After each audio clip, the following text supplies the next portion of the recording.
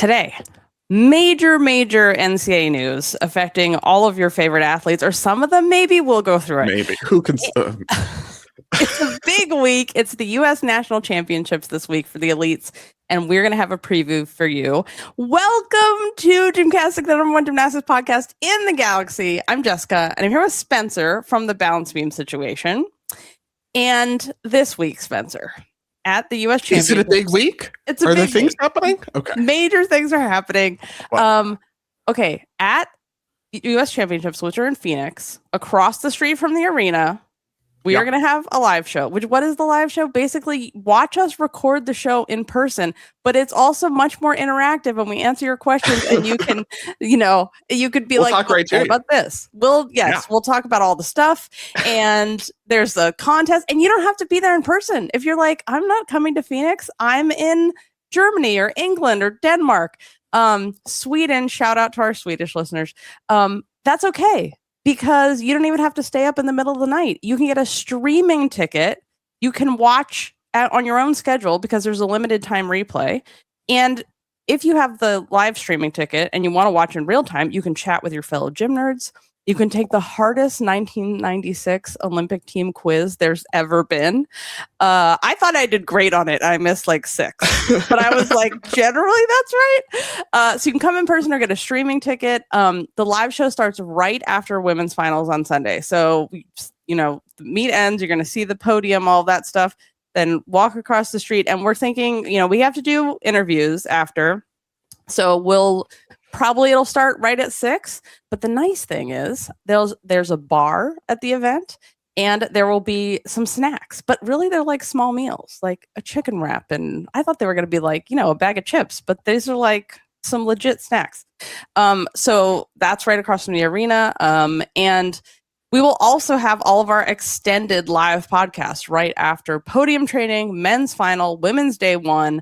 And then, of course, the live show. I'd like to hear, what do you think is the most fun thing about these live shows? Like, if you've heard us talk over the years about being at meets, the very best part of being at meets is like the hotel bar the night after the competition ends, because everyone gets a little boozy, and sometimes the moms get a little boozy, and they got some thoughts. So, what we want to do with the live show is this is the hotel bar after the meet, but for everyone.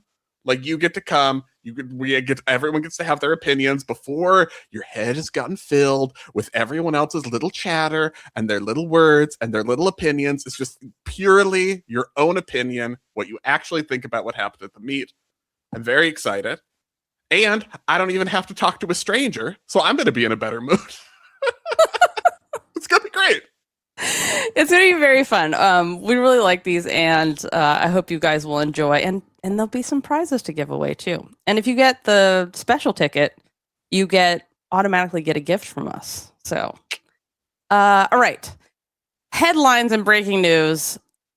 First thing, a major NCAA absolute chaos happened. So there's an injunction by U.S. District Judge against the NCAA this week and has wreaked complete havoc. And then the NCAA had to send out an emergency letter. And then the U.S. District Judge also had to send out a clarification because people are like, wait, what does this mean? So she did that today.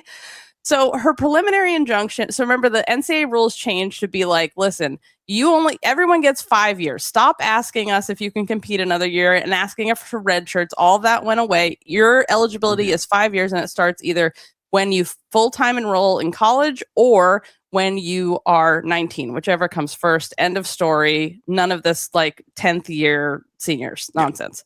So the judge's clarification said, the injunction only grants an additional season for the high school class of 2022. In other words, so basically this was the people who was mad, people who just finished their 4 years, and then they were like, oh, so suddenly everyone gets 5 years starting the second after I graduated. So the judge basically said, okay, those people who just finished their 4 years of competition and exhausted their eligibility under the old rules because they competed 4 straight years, well, you get an additional season. Yes. So and this is for gymnastics purposes, these are maybe your Faith Torreses, for example. Faith Torres, yeah, because Because it doesn't, so there's no impact on transfer rules. Roster caps are still in place. Athletes who went pro, you fucked. You don't get an extra rule. You already went pro. That's always been a rule. Yeah. And so basically the way this breaks down is if you're 24, you started school early, but if you're 24, you can't compete anymore. So this removes the Jordan Childeses, the Riley McCuskers. They can't compete. They're out. They've also used extra years already. Yeah, they like Jordan Childs deferred a year to train for Paris, etc. Yeah. So if you're 24, it's over for you. So, but like, yeah, Anna Roberts, Stanford. Although she's going to Stanford, so she already has like a massive full-time job. That's like, because wasn't she a senior this year? You know, she's probably running a tech company already. But in case she wants to get a master's degree, or you know, what schools do you think are going to A, have the money for this, or B, kick a freshman off the team, or be like, oh, just kidding, now we have to honor the senior wants to come back, so you can come here, but we can't honor your scholarship? It's all, none of these are rules anymore, because then you can, with the prior judge's ruling about grandfathering in people for your scholarship limits, you've got people grandfathered in, so you don't kick people off, you just ungrandfather this person everything's a mess. No one establishes their rules on time. So then obviously, as Jessica said, every time we brought this up, this new 5-year rule, Jessica was like, and this is before the lawsuits. And then obviously there'll be a lawsuit. And obviously, because of course there will be, there always is. So now it's, you know, at the 11th hour, more people are eligible or not eligible. And it's all a big old mess. Basically, we don't know anything other than potentially some people who used up their 4 years might now have a 5th year option next college gymnastics season that we didn't think would before. So a brand new emergency portal just opened, and if you can fund yourself now with NIL, then you can shoot yourself through the portal to a team that'll give you money, or you can, the nice thing about NIL, you can be like, oh, does someone want to sponsor me that's not the school? Yeah. Okay. That's that crazy news. Next up, championships preview. Let us discuss. First of all, Spencer, what is at stake here? Because obviously, you know, you can be a national champion. That's really nice. Jessica's like, boo.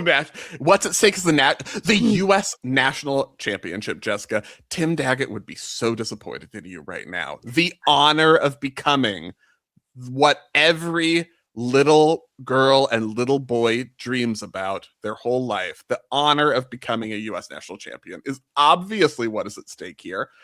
Also, at the U.S. Women's Nationals, I mean, technically, there are automatic spots to the World Selection Camp at Nationals. The top 2 all around make it, but like they weren't going to anyway, so that's basically nothing. But, you know, technically, the top 2 all around automatically make the World Selection Camp, and then they add additional people after that.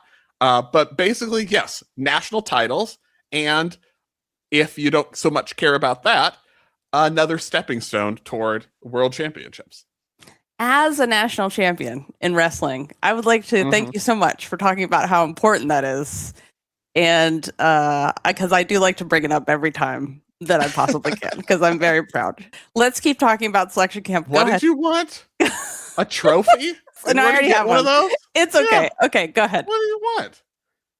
2 automatically, plus a minimum of 8 additional people will go to the selection camp. That's a combination of like people who made national team and petitions potentially. And it's only a minimum of 8. They can add more. So many in a field of 21, a solid chunk of the people are going to, you know, advance to the selection competition, which I always think is good. Like, you know, if anyone's even vaguely a possibility, you want to see them. Take them. All right, let's start with the Olympic gold medalist on an individual event who is competing here. 2-time Olympic gold medalist, 7-time world medalist, deciding to come back out of her longest time off ever, because she did Olympic, world cycle, and college all consecutively. Spencer, what does competitive success look like for one Jade Carey? Oh, what does competitive success look like? I mean, she did it already. Competitive success. But that is one of the interesting issues. I wonder about if you are Jade Carey and you have all of these medals, like, are you bothered about winning a national vault title in 2026? Or is this just, I'm getting ready. I'm getting ready to make the world's team. I'll throw it out there because to me, I'm like, are we going to see an Amanar? Are we going to see a Chung? Are we going to see upgrades? But, she may very well be like competitive success for me. Yeah. I don't care about nationals. But also athletes, you always want to win. Winning is like important and whatnot. I just want to add one caveat because fact checker's telling me it wasn't totally clear about the NCAA rule. So the judge, she clarified in her injunction, it does not block transfer rules. Yeah, that's why the transfer portal's open. It does not stop the roster caps or revenue share. It means gymnasts who receive an extra year cannot transfer and may only continue on their former team. It's a mess. It's a big old mess. It's a total mess. Because they literally opened the portal but maybe the portal is for the people that are already on the team that now won't have a scholarship because they have to have one of these seniors stay on the team. So, okay. What we're saying is stay tuned because by the time you listen to this, there will have been 14 more injunctions. Judges are going to come out of the woodwork. As we go through the last year's... We'll keep updating you on the NCAA's injunctions every time we have to preview an athlete, and then we'll have an update about the NCAA, and then we'll preview another athlete, and then we'll have another update about the NCAA. It'll be great. Okay, as we talk about this, I want to show one of the tools that we have on GymCastic, and it's free for anyone to use, which is our leaderboard. So with this, essentially, so you go to the you got to this page. Let me show you guys how to get to this in case. Okay, this is the GymCastic page, and then you scroll down and you get Jessica teaches the internet. I feel like I'm like in elementary school computer class all over again. I zoomed in so much that I can't find it now. This is how a person goes to a website on the World Wide Web. This is how you click on this is called a link. Elite Score Explorer. Okay, so you go to the Elite Score Explorer. Okay, so here it is. I'm going to go to the leaderboards. I want to only look at international scores, Spencer, because I am not messing with this. Yeah. Look how totally different. If you look at the domestic leaders like vault, Lian Wang is the #1 vaulter in the entire world. And then if you go to international scores, she hasn't competed this year, but I'm doing 2025, 2026. And I don't want to see all the top scores because then it's like just Namor on bars 1,000 times. the whole leaderboard. Yeah, the whole leaderboard is Namor and Yang. There's literally no one else on it. So I want to go to top athletes, and this gives you the top athlete scores in the world. So like we're talking about who's, top in the world with Jade Carey on vault, like Andrade right now because of Pan Am's is 14.5. Lian Wang, #2, 14.466. But I want to point out, next we're going to talk about Hesley Rivera, who is the defending national champion at all-around champion. And she is not listed here because she has not competed all-around because she was the Paris Olympic team gold medalist. Internationally. Right. Domestically, she has. If we look at domestic scores or all meets, then we can see if she appears on here. But defending national U.S. champion. And on floor, if you include domestic meets, she's second behind my love of my life, Manile Esposito of Italy with a 14.2. So she had to skip Worlds, pulled out with an injury, had to pull out of Pan Am's when they were at Pan Am's due to an injury, but she's scheduled to compete here. So what does success look like for her besides NBC talking about her and Claire as the ones to watch, like for so you're saying LA. What does success look like for Hesley Rivera? Winning. You have to win the national championship. Yeah. That's what success is. I'm too punchy for really just feel, gaining confidence, feeling good about yourself. I mean, if you're as good as Hesley Rivera is, you got to win the national championship. What success looks like for U.S. women's gymnastics in general is a good, intense, all-around back and forth between Hesley Rivera and Sky Blakely, who are Yes. both capable of amazing scores in the all-around. What's the best thing if you're a fan of like the US women's team winning gold, LA 28, them like pushing each other into the 56s in the all-around, that's the win. Yes. I love that. I agree. Before we talk about our next gymnast, I want to give you guys some updates. So number one, we have, and not us, but one of our listeners has free US Championships tickets to give away. Free. So our listener, Carol, has one ticket. Carol in Phoenix. No, it was New Mexico was that show. One ticket each to the women's sessions and second day of men's. So the first person to reply with their first and last name and email address, first, last name, and email address, send it to customerservice@gymcastic.com. You will get the tickets. The first person, Carol, will transfer them over to you. So that's the first most important thing. Second thing, fantasy game for US Championships is launching today. Lineups lock 15 minutes before the meet starts. And you know what's really helpful to use when you are planning your lineup is this amazing tool right here where you can look and browse scores, especially for the US when you're picking. Use the Elite Score Explorer. Secondly, Amy Borman, who is moved to Texas. She has not moved back to Texas. Amy Borman has moved to Arizona now. Her husband got a job there. You know, she ended her contract with Germany. And she will be signing her book, My Years Coaching Simone Biles, at our live show. So if you have a book, bring it to have it signed, meet Amy, or she'll have a couple books to sell there as well. Okay, next. This is big news, you guys. Are you not a big fan of ads? Are you like ads? Not my favorite thing. No, I love them. Can't get enough. We love them so much.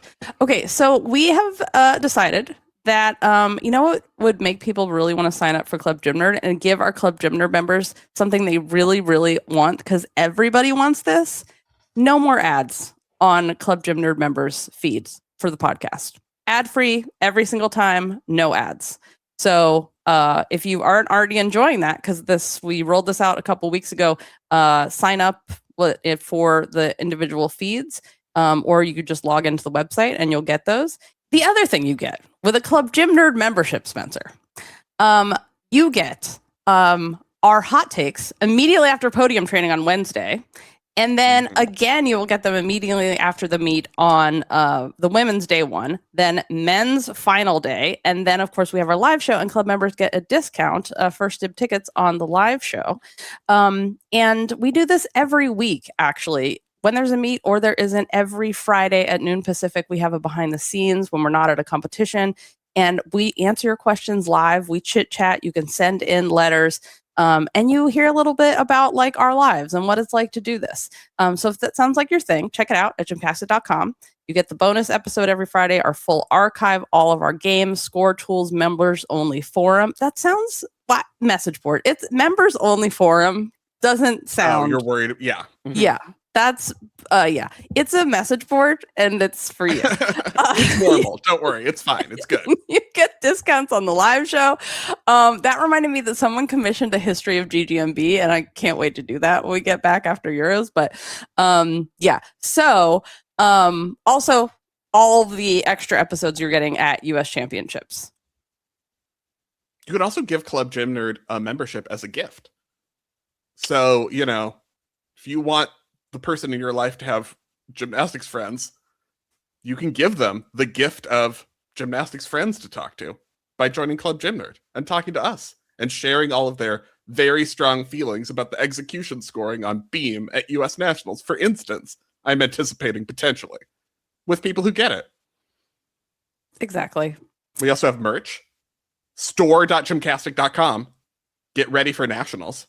Probably too late, but get ready for the rest of Elite season. Get ready for selection camp. That's what you need your merch for. Watching the stream of selection camp at home and be perfectly decked out for it. I love the merch. We also have newsletters. You can sign up if you have, or update them if you're not getting the newsletters in the new box on the homepage. And everything else you might want to know at gymcastic.com. Next up, Spencer, let's talk about Leanne Wong. And we're going to show you. Talk about Leanne Wong. So I cannot say enough good things about her. I thought you would never ask. While we talk about this, we're going to show one of our other tools that we have at GymCastic, which is the Roster Lab, which you can build your highest scoring team. It is updated immediately after competitions. Like, we have all the Commonwealth Games tools in there, and you can compare and see who has the best scores and why. So if you're a visual listener, you can see that on the screen right now. Okay, Leanne Wong, 2-time and current defending world all-around silver medalist. And you wouldn't necessarily know that from her results at US Championships, but that's because Leanne Wong always has her eyes on the prize. That's why she runs 7 companies and is pre-med. She had a wrist injury right before Classic and had to make a lot of changes, did a very creative adding back aerial back handspring layout, and did it right off the edge of the beam. So, but she did put her hand on the beam, so I think got credit for that. So, Spencer, what does competitive success look like for Leanne Wong? Well, I want to see what we're going to get from Leanne, because it hasn't been that long since US Classic, where we saw one event. She struggled with the side aerial layout step out acro series, got it once in podium training, didn't get it in the competition.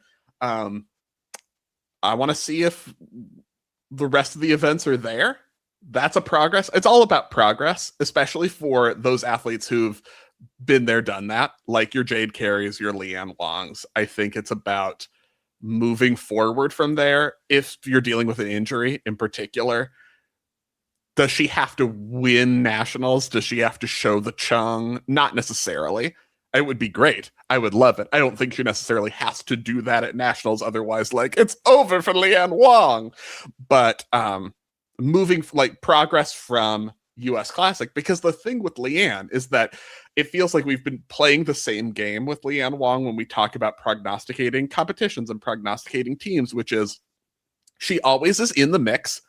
Her D scores always make her look like a really compelling alternate, but then she hits and makes a team, and then she's world silver medalist in the all-around, or she maybe doesn't hit at trials and she's the alternate for the Olympic team. Like, that's kind of it. Each year to year, it might go either way with Leanne, right, and you kind of don't know which year it's going to be. So it never feels like anything's a given, despite the fact that she's one of the most accomplished people in the field. You're still always like, is she top 5? Is she not? What's happening? But I think it's about building. I want to see more than we saw at Classic. I don't need to see everything from her at nationals for it to be a successful competition. At selection camp, yeah, you want to see the chung probably needs to be back, the full difficulty on other events, but not necessarily nationals. Spencer, do you remember when you used to work in an office? Like, I used to work in an office. I don't, but I remember when you did. Does that count? And I would run home from work, eat my food at dinner as fast as possible, and then we'd podcast. And I was always burping because I just ate so fast. Yeah. So I used to go to lunch with my coworkers a lot. And when I first started there, it was like my first real job out of college. So I was, poor. And I was always worried about how much we were spending where we were going to lunch, because I only had so much money. And, splitting the bill is always dangerous because, someone had a cocktail at lunch or someone had an appetizer and you didn't eat it, but then it gets split. So the first time out with my coworkers, I was like, oh, we're all splitting the bill. And everyone was way older than me, like 15 to 20 years older than me. And I give my debit card because I'm like, oh, we're splitting the bill and this is a normal thing. But they were not. This was the days they didn't know that you could like split a card, like everyone puts their own amount on the thing. So I wrote down my, digits of my number, I handed over, and whoever took my card just told the server, oh, charge the whole thing on this debit card. And then was like, oh, we'll pay you back later. And I was like, I was so mad when I realized that she did that. I was like, what did you do? So do you always get swindled when you go out for lunch? Yes. And then I had this debacle when I paid too much. Like, lunch is too expensive. Going out to lunch is too expensive. This is why, you guys, I love Huel. Huel. I have one right here. I drink them very often. The Black Edition powder, you can mix it yourself. 40 grams of protein, mixes with water or milk in 30 seconds. It's super fast. It's a complete meal. you have, instead of food, not a shake on top of food, 27 essential vitamins and minerals, no artificial sweeteners, colors, or flavors. And the RTD bottle, which Jessica is holding up right now, is the grab and go version with 35 grams of protein, 7 grams of fiber. It's under $5 a meal, so probably less than Jessica spent at that lunch. And with our offer, you get 15% off online for new customers. Limited time offer, make healthy eating simple. Get Huel today with our exclusive offer of 15% off online with our code GymCastic at Huel.com/GymCastic. New customers only. Thank you to Huel for partnering and supporting our show. And being delicious. Now, Reese's Sponda won Classic, and it was a surprise to her. She won it, and this week we learned that her floor routine is zombie themed, which is always an excellent prediction of success in a floor routine, as we know from Morgan Hurd and Athora. She also told me she learned her brand eatable back in like 2-3 days. She was like, "Yeah, I can do that." She's been known to do a triple into the pit. But still, like, floor. Easy. You heard it here first. Jessica said on GymCastic that Risa Sponda is going to compete a quadruple back on floor at championships. That's camp, what I heard. At Camp for Fun, where she clearly said, "I'm not planning on competing that. I was just trying it." So, what does competitive success look like for Reese? Continuing to show what she did at US Classic, now with more attention and more pressure on her, because that is it's a tough transition. Like, suddenly Risa Sponda wins US Classic and she's the athlete who is having the USAG media call, and everyone's talking to her and asking her questions about nationals and worlds and all of these things. And she hasn't been that athlete before, even though, you play the stay in your bubble, do your routines. The scene from Hoosiers, like, whatever, it's the same. The floor is the same size, no matter where you are, yada, yada, yada. You play all those games, but it does change. The mentality does change. The pressure does change. So I think huge success for her would be recreate what she did at US Classic, now with more pressure and more competitors. A bigger deal competition would be a huge success. Yep, I agree. People we're keeping an eye on. I want to talk about Dulcie Taylor. We are going to talk about Sky Blakely, though, at some point, right? Yeah, because I would like to skip Sky. Oh my God, you guys! I skipped over Sky. It's fine. It's fine. I just want to make sure we're going to talk about her. Oh my God! Obviously, Sky is like my person. Like, Sky's going to win all around. Basically, that's how I feel. It's going to be Hesley, Claire, or Sky. That's who's going to win all around. Okay. But it depends, because Sky's always like, "I'll do my best when I have to," like Leanne. Like, this is not the prize. This is watch my bar routine, and then I'll go to camp and do everything when I have to. But 2-time world team champion, defending bars champion, national champion. So what does competitive success look like for Sky? I mean, she's one of those where she already is success. Hitting, I guess, is competitive success. But if she's doing the all around and doing competitive difficulty in the all around, not even necessarily everything, winning the national championship is a reasonable goal, expectation, possibility. I think that especially for those athletes who have spent their careers competing in the world of Simone Biles, I do think there is that Simone's not here. If I could win a national all-around championship, like, I feel like I did pretty well in 2024. If you're Sky Blakely and you're saying, like, my performance before I got hurt in 2024 would have won a lot of national championships down a lot of years that would have won. So, it's always a possibility for her. She will be favored for a couple event titles, probably. Beam, there's never a favorite, but she could certainly win. Bars, she can win. But she's one of those where it's like, this is also not the final, because she's been on world's teams before. It's like, this is part of the process, but I do think that, like, I could win a national championship, in the all around. Yeah, I think that'd be really cool. Is a motivator. I would like her to see her get in the upper 14s, like above a 14.5, 14.6 on bars. That would put her in the upper echelon of bars because no one's gonna hit Nomura younger. No one's gonna hit Nomura, but yeah, you want to see if she's thinking about individual medal potential at Worlds. Yeah.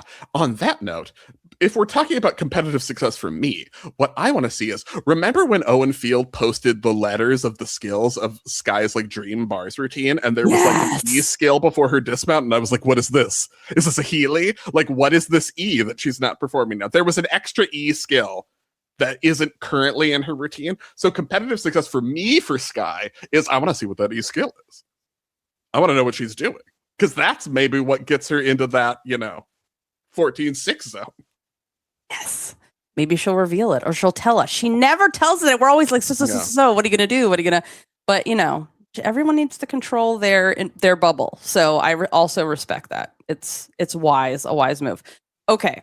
So keeping an eye on Dulcie Kaler, Paris Olympic trials, won the automatic spot to the 2025 world team, made the all-around final, coming back from a back injury, had an epic splatathon for the ages at Classic, had such a good attitude about it, made a comedic video highlighting all of her splats. What does competitive success look like for her?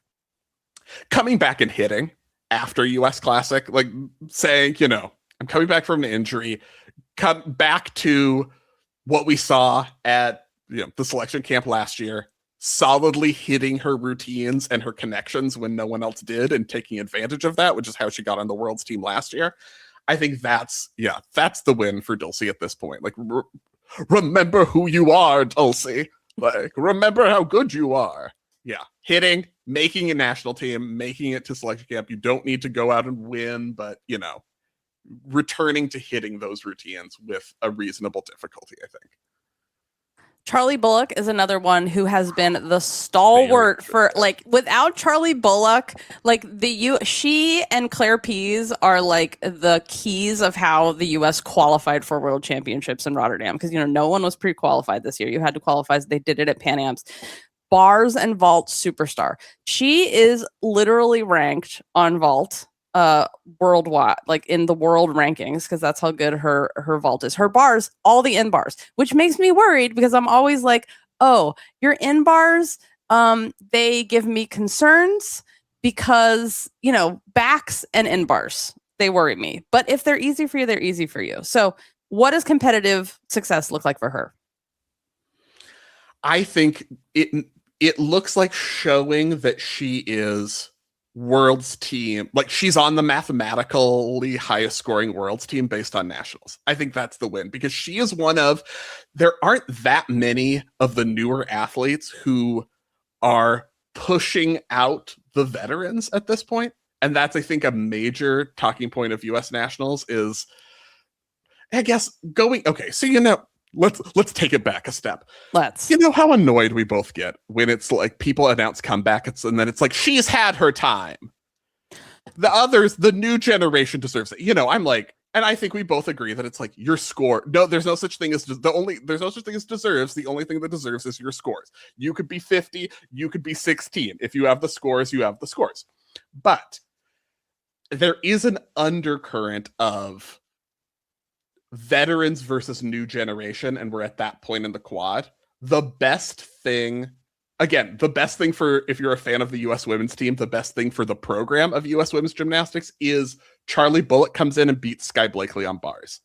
Claire Pease comes in and has the chung for realsies that she showed at the camp and beats Jade Carey on vault.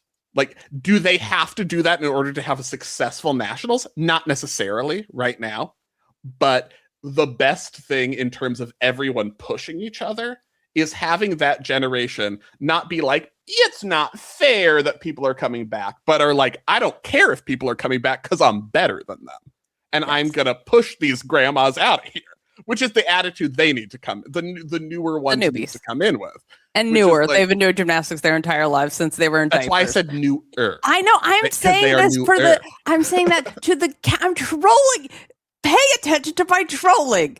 It's the people that are like, oh, they're, gymnasts have to be babies. I'm like, they've already put in 15 years into this sport. So they're accomplished professional athletes. But anywho, yes, I agree with you. You need to have the attitude of like, I'm going to beat these people, which I feel like gymnasts aren't motivated enough by that or aren't willing to admit it. Some are. Some are willing to admit it. It's difficult because it is, as we hear from college coaches every week, there's no offense and defense in gymnastics. We're just going to focus on ourselves. Please don't come to our meet, which is basically how I feel like college coaches market their meets, by being like, please don't come to our meet because we don't even care about our opponent and we're not focusing on them at all. I'm like, you got to pick it up. Yeah, I think there is a lot of that. Like, so much focus on yourself, in a lot of ways, probably healthy.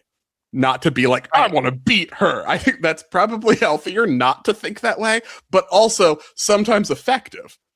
Yeah. To be motivated by it.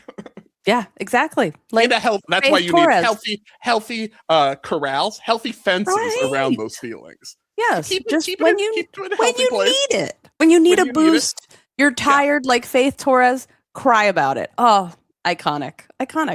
The other person I want to talk about competing here, Jayla Hang. She is coming.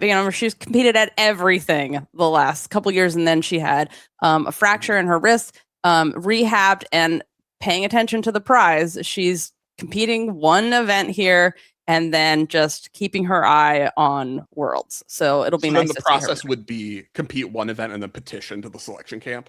Yeah. Which I feel like, take lots of people to selection camp.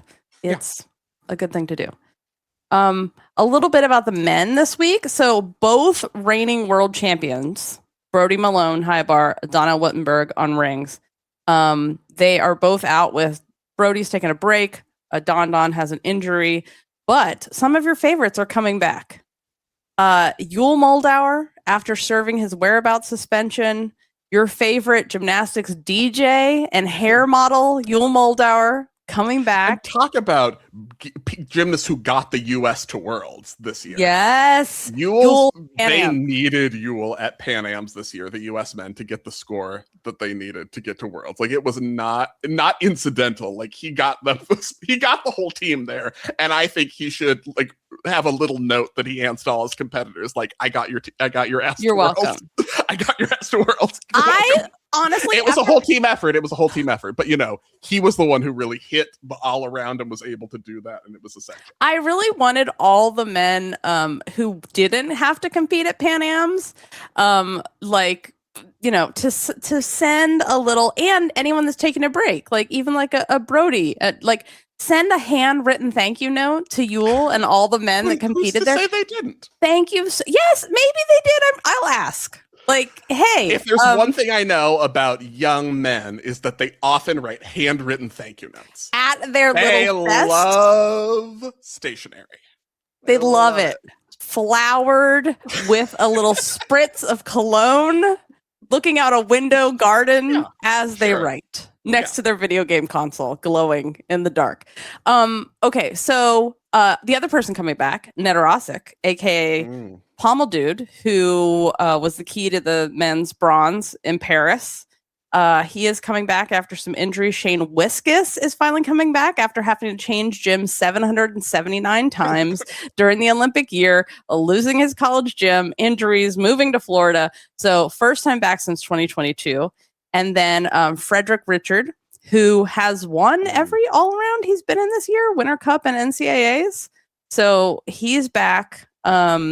And again, he's really putting men's gymnastics on the map because he does a ton of social media stuff and his YouTube stuff. Some of it, which horrifies me.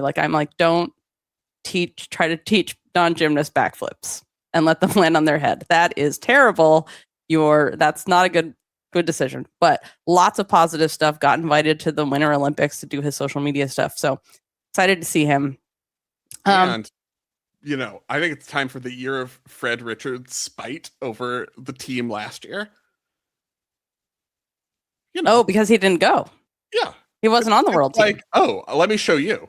This is the Fred Richards let me show you nationals. That's what I'm looking forward to.